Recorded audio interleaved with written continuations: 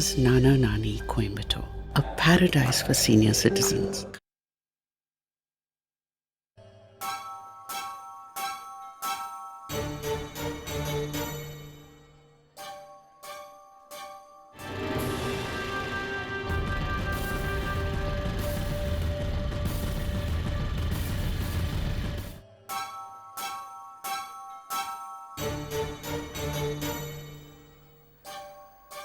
கார்த்திக், ஏன் இன்னும் ஸ்ரீநிதியை காணோம்? என்ன இருக்கும்? அதான் என்னன்னு தெரியல கார்த்திகேயன்.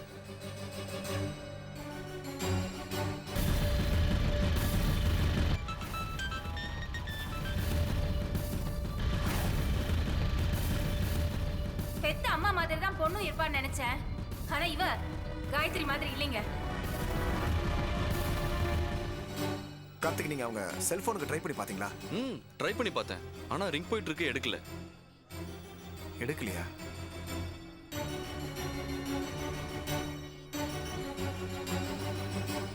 கார்த்திக், செல் அடிக்குது பாருங்க. ஸ்ரீநிதியா தான் இருக்கும். எங்க இருக்காங்கன்னு கேளுங்க.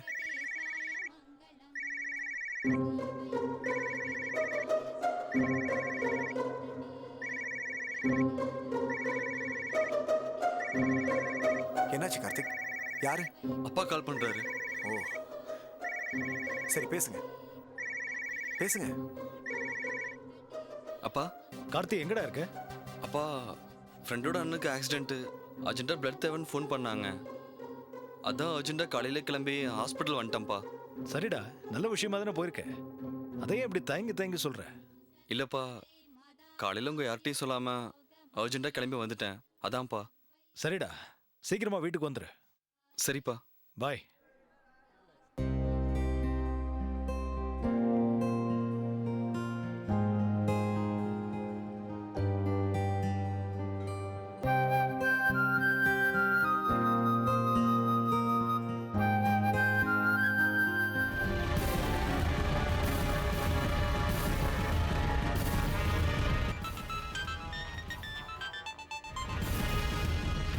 காயத்ரி, நான் இப்போ சொல்றேன், உங்களை எனக்கு பிடிக்கும்.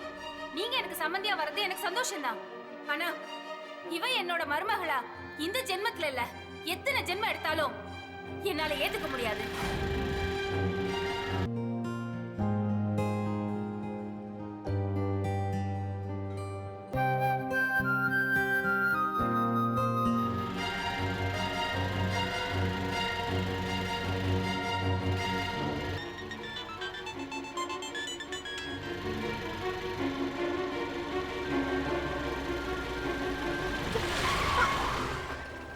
ஏமா பார்த்து வரக்கூடாதா? வீட்டுல சொல்லிட்டு வந்துட்டியானே? போமா, போ போ. சாரிங்க. பார்த்து போ. பகல்லே கடவுள்.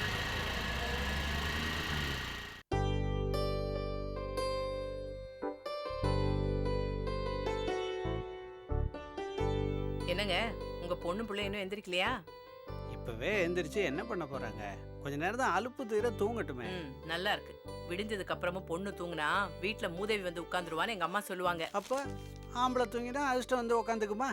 பைத்தியக்காரத்தனமா இருக்க. இதுல எல்லாம் உங்களுக்கு நம்பிக்கை கிடையாதுங்க. அதனாலதான் நம்ம கஷ்டப்பட்டுட்டு இருக்கோம். பெரியவங்க தெரியாமையா சொல்லிருக்காங்க? அம்மா, சீக்கிரமா காஃபி போட்டு தரியா? வெளியில போகணும். இப்பதான் எழுந்து வரியா? அம்மா, நான் உங்க எல்லாத்துக்கு முன்னாடி எந்திரிச்சு வாக்கிங் கூட போயிட்டு வந்துட்டேன். சரி சரி, போய் ஸ்ரீயை எழுப்பு. எவ்வளவு நேரம் தான் தூங்குவாவ? அம்மா, அவ எப்போ எந்திரிச்சு கோயிலுக்கு போயிட்டா. கோயிலுக்கா? என்னடா சொல்ற? இவ்வளவு சீக்கிரம் எதுக்கு கோயிலுக்கு போயிருக்கா? இன்னைக்கு ஒண்ணு விசேஷம் கூட இல்லையே. ஏண்டா, அவ கோயிலுக்கு போனான்னு உனக்கு எப்படி தெரியும்? அப்பா, நான் காலையில வாக்கிங் போகும்போது அவ நல்லா பட்டு புடவைலாம் கட்டிட்டு நம்ம கல்யாண பொண்ணு மாதிரி வந்தா. இந்த பாரு, சாதாரண புடவையிலேயே அவ கல்யாண பொண்ணு மாதிரி தான் இருப்பா. நீ கொஞ்சம் சும்மா இருக்கீங்களா? என்னடா சொல்லிட்டு போனா? எங்க போறேன்னு கேட்டேன். கோயிலுக்கு போறேன்னு சொன்னா. சரின்னுட்டேன். கோயிலுக்கு போறேனாடா? அப்படியே போயிருந்தா கூட இந்நேரம் வீட்டுக்கு திரும்பி வந்திருக்கணுமேடா. எங்க போயிருப்பா? இது ஒரு கவலையா? நேரமா இருக்கும், அப்படியே ஆபீஸ் போயிருப்பா. கவலைதாங்க, கவலைதான். ஸ்ரீநிதி மனசுக்குள்ள ஏதோ ஒரு பெரிய விஷயம் பாறாங்கல்ல அவளை போட்டு அழுத்திக்கிட்டு இருக்குங்க. நானும் அவகிட்ட எத்தனையோ தடவை எத்தனையோ விதமா கேட்டு பார்த்துட்டேன். ஆனா வாயை திறந்து என்னன்னே சொல்ல மாட்டேங்கிறா. எப்படி சொல்லுவா? எப்படி சொல்லுவாங்கிற? நீ மத்தாமா மாதிரி இருந்தா அவ உங்ககிட்ட சொல்லுவா. ஆனா நீதான் அப்படி இல்லையே. என்னடா சொல்ற? ஆமாப்பா, பொதுவா பொண்ணுங்க தன்னோட கவலையை அவங்க அம்மா கிட்ட சொன்னா என்ன சொல்லுவாங்க? எதுக்கும் கவலைப்படாதம்மா, நான் இருக்கேன்னு சொல்லுவாங்க. ஆனா இவங்க ஸ்ரீநிதி தன்னோட கவலையை இவங்க கிட்ட சொன்னா இவங்க ஸ்ரீநிதி விட அதிகமாக கவலைப்பட ஆரம்பிச்சிருவாங்க. அப்புறம் அவ இவங்களை கன்வின்ஸ் பண்ண வேண்டியதாயிரும். அதனால தான் அவ உங்ககிட்ட எதையுமே சொல்றதில்ல. பாத்தியா, உன் புள்ளையும் பொண்ணும் என்னை விட உன்னை நல்லா புரிஞ்சு வச்சிருக்காங்க. ஆமாம்மா, எங்க தன்னோட பிரச்சனையை உங்ககிட்ட சொல்லி நீ கவலைப்படுவனுதா அவ உங்ககிட்ட எதையுமே சொல்லாம மனசுக்குள்ளேயே பூட்டி வச்சுக்கிறா. மொத்தத்துல இந்த அம்மா அவளுக்கு உபயோகம் இல்லாதவளா போயிட்டேன், அப்படித்தானே? தப்பா எடுத்துக்காத. உன் மேல எவ்வளவு பாசமும் பிரியமும் இருந்தா அவ உன்னை கஷ்டப்படுத்தக்கூடாதுன்னு நினைச்சிருப்பா. அண்ணன் தான் தங்கச்சிக்கு வக்காலத்து வாங்கிட்டு வரான்னு நினைச்சேன். நீங்களுமா? ஆமா, இதுல என்னமா தப்பு இருக்கு? அவ மேல எந்த தப்பு இல்லைன்னு தெரியும், அதனால தான் வக்காலத்து வாங்குறேன். தங்கச்சி மேல அவ்வளவு அக்கறை இருக்கிறவன் அவ எங்க இருக்கான்னு ஃபோன் பண்ணி விசாரி. இதுதான் வீண் கவலைங்கிறது. அவன் சின்ன குழந்தையா காணாம போறதுக்கு ஆஃபீஸுக்கு தான் போயிருப்பாமா, அவளே ஃபோன் பண்ணுவா. அம்மா எனக்கு டைம் ஆச்சுமா, சீக்கிரம் காஃபி கொண்டு வா. ஏய், நீ எங்கடா சீக்கிரமா கிளம்பிட்டு இருக்க? ஃப்ரெண்ட் ஒருத்தர் யூஎஸ் போறப்பா, நான் போய் சென்ட் ஆஃப் பண்ணோம். அம்மா நான் போய் குளிச்சுட்டு வந்துடுறேன், அதுக்குள்ள காஃபி போட்டு வை. அவங்க வேலை தான் அவங்களுக்கு முக்கியம். ஏன் கவலையை சொன்னா யார் காதுல போட்டுக்கிறா?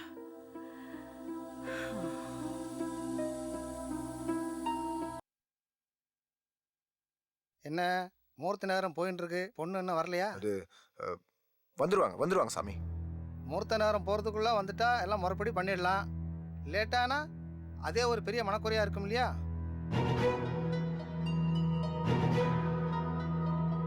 பொண்ணுகிட்ட செல்போன் இருக்கோ இல்லையோ?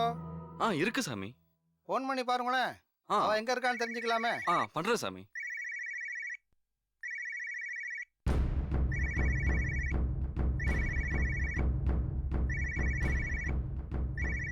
யாரு கார்த்திக்? அம்மா கால் பண்றாங்க.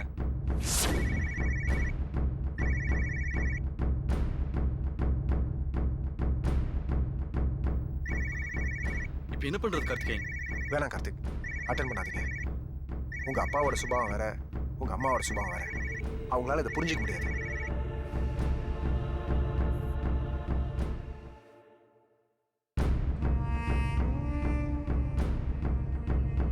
கவலைப்படாதீங்க கார்த்திக்.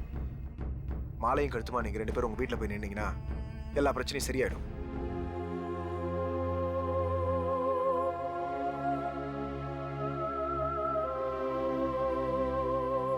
ஸ்ரீ என்ன காணாமே?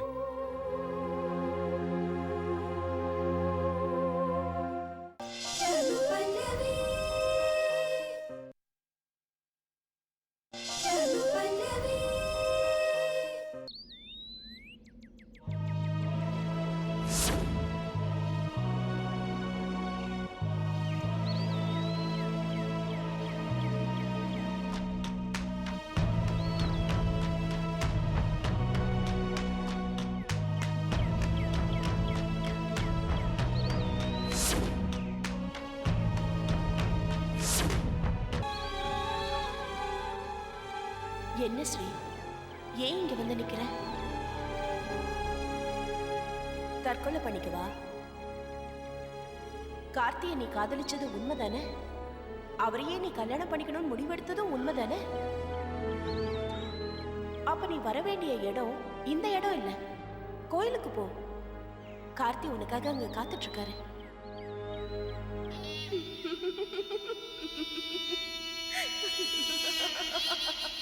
இவ பேச்ச கேட்டுக்கிட்டு கோவிலுக்கு போகாத.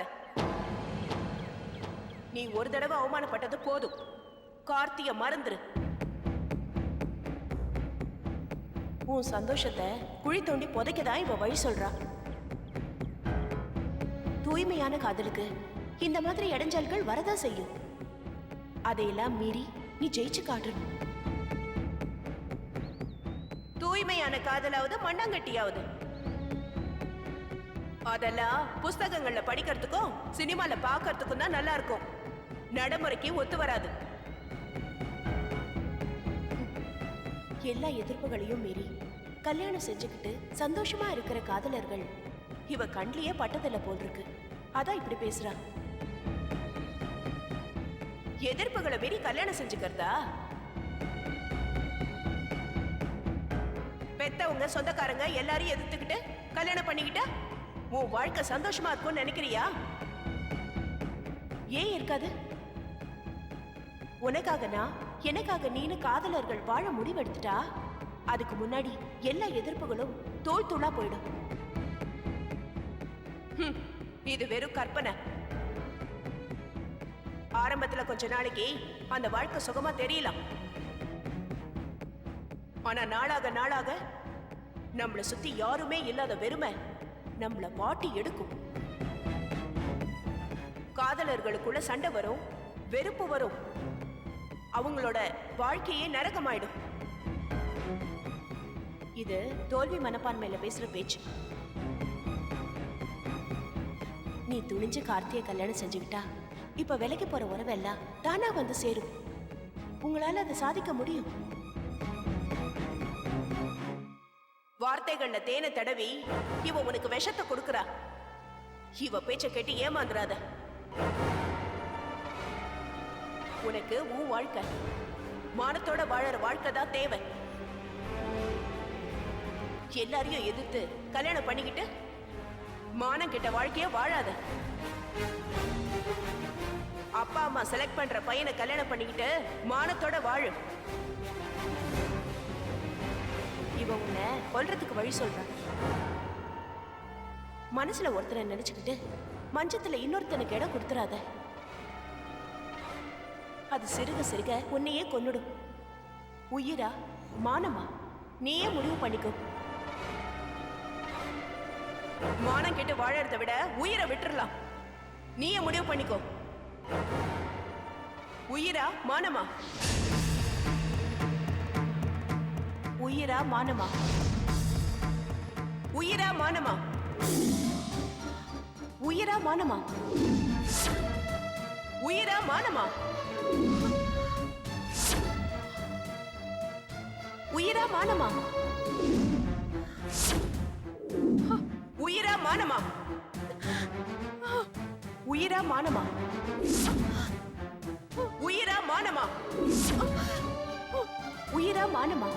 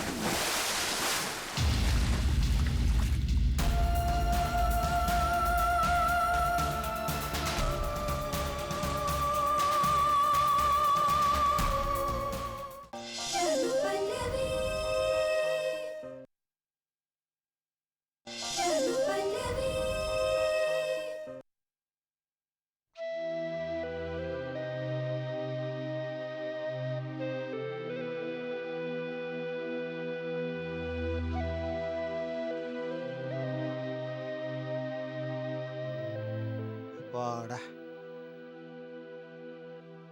என்ன காயத்ரி ஒரு மாதிரி இருக்க? ஸ்ரீநிதி இன்னும் வரலைங்க. ஆ? மணி 9 தானேம்மா அது. ஆஃபீஸில் ஏதாவது வேலை இருக்கும். இதுக்கா போய் கவலைப்பட்டுட்டு இருக்க? காலையில கூட அவன் நம்மகிட்ட சொல்லிட்டு போலங்க. ஏதோ அவசர வேலையா இருக்கும், அதான் போயிட்டான்னு நினைச்சிட்டு இருந்தேன். இப்போ லேட் ஆகுறத பார்த்தா. காயத்ரி நீ தேவையில்லாமல் கவலைப்படுற. இந்த காலத்தில் ஆஃபீஸ் போகிற லேடிஸ் 9 மணிக்கு முன்னால் வந்தால் தான் அதிசயம். அவள் தானா வருவா, நீ கவலைப்படாத.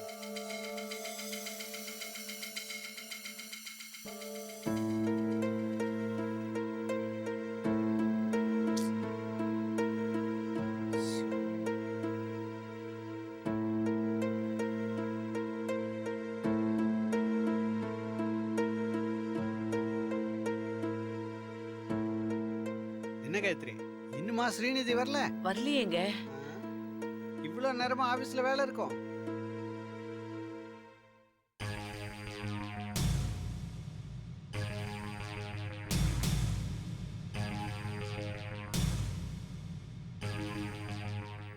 ரிங் போயிட்டே இருக்கு எடுக்கலையே.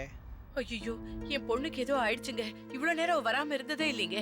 பதட்டப்படாத காயத்ரி, கொஞ்ச நேரம் வெயிட் பண்ணி பார்க்கலாமே.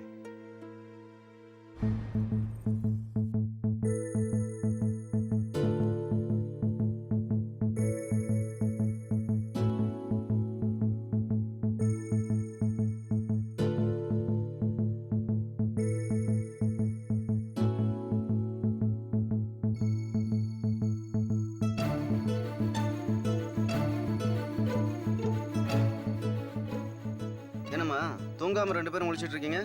ஸ்ரீநிதி இன்னும் வரலடா. இன்னும் வரலையா? அவளுக்கு ஃபோன் பண்ணி பார்த்தீங்களா? பண்ணேன்ப்பா, ரிங் போயிட்டே இருக்கு ஆனா எடுக்கல. ஆஃபீஸ்க்கு ஃபோன் பண்ணீங்களா? இல்லையே. முதல்ல அங்கே பண்ணி பார்க்கணும்ல.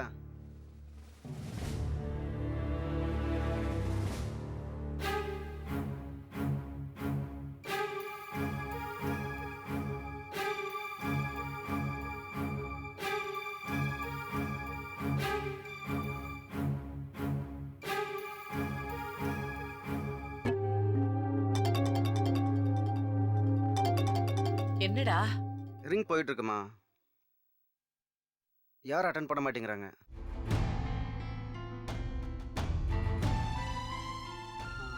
இனிமேலும் வெயிட் பண்றதுல அர்த்தம் இல்லை. ஏய் ஸ்ரீநாத், வா போய் தேடி பார்க்கலாம். எங்கன்னு போய் தேடி பார்ப்பீங்க? அவ ஆஃபீஸில் போய் இருக்காளான்னு தேடி பார்க்கலாம். காயத்ரி, நீ இங்கே இரு, நாங்கள் போயிட்டு வந்தோம். இல்லங்க, நானும் உங்க கூட வரேன். நான் இங்க இருந்தேன்னா என் மனசு என்னென்னமோ யோசிக்கும். நானும் உங்க கூட வரேன். எனக்கு என்னமோ பயமா இருக்குங்க. சொன்னா கேளு காயத்ரி. அப்பா, அம்மா இங்கே தனியாக இருந்தாங்கன்னா அனாவசியமாக கவலைப்பட்டுட்டு தான் இருப்பாங்க. நம்ம கூடயே கூட்டிகிட்டு போகலாம். ஓகே.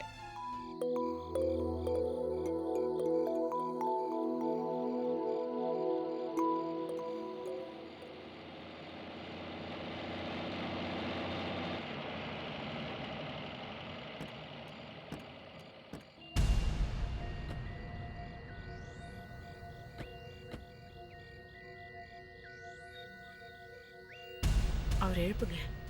வாட்ச்மேன், வாட்ச்மேன் சார், நாங்கள் ஸ்ரீநிதியோட பேரண்ட்ஸு, அவங்கள பார்க்கணும். இன்னைக்கு அவங்க ஆபீஸ்க்கே வரலையே சார்.